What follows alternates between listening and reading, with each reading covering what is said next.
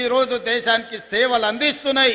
ఈ దేశమే ఎంతో ఆహార ఉత్పత్తిని పండించే దేశంలోనే వరి ఈ రోజు అత్యధికంగా పండించి దేశంలోనే మొదటి స్థానం తెలంగాణ వరి ఉత్పత్తిలో వచ్చిందంటే మనం కట్టిన నాగార్జున సాగర్, మనం కట్టిన శ్రీశైలం, మనం కట్టిన శ్రీరామ్ సాగర్, మనం కట్టిన భీమా, కోయిల్ సాగర్, నెట్టెంపాడు, సీతారామ సాగర్, ఇందిరా సాగర్ లాంటి ప్రాజెక్టులు, జూరాల ప్రాజెక్టులు ఆనాడు మనం కట్టినాం కాబట్టే ఈ రోజు దేశంలోనే అత్యధికంగా వరిని పండించే రాష్ట్రంగా మనం రాణించినాం.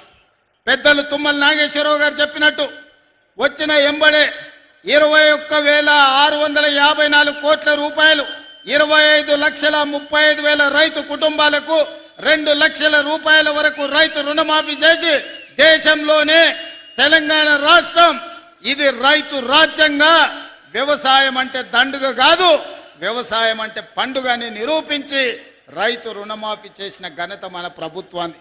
ఇవాళ రైతు భరోసా ద్వారా 9 రోజుల్లో 9,000 కోట్లు 70 లక్షల పైగా రైతుల ఖాతాలలో 9 రోజుల్లో 9,000 కోట్లేసి రైతులను రాజులను చేయాలన్న ఆలోచన ఈరోజు కాంగ్రెస్ పార్టీ చేస్తుంది.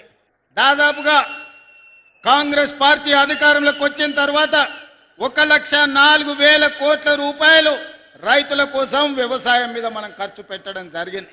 అదేవిధంగా ఇక్కడ మా అక్కలు, మా ఆడబిడ్డలు అక్కలు పండుగ నాడు అమ్మగారింటికి పోవాలన్నా లేకపోతే అమ్మవారిని దర్శించుకోవాలన్నా ఇంటి ఆయనను కన్న కొడుకునో కిరాయి పైసలు అడిగే పరిస్థితి. అందుకే మా ఆడబిడ్డల అమ్మవారిని దర్శించుకోవాలన్నా లేకపోతే అమ్మను పోయి చూడాలన్నా ఆర్టీసీ బస్సులో ఇవాళ ఉచిత ప్రయాణం ఇచ్చినాం.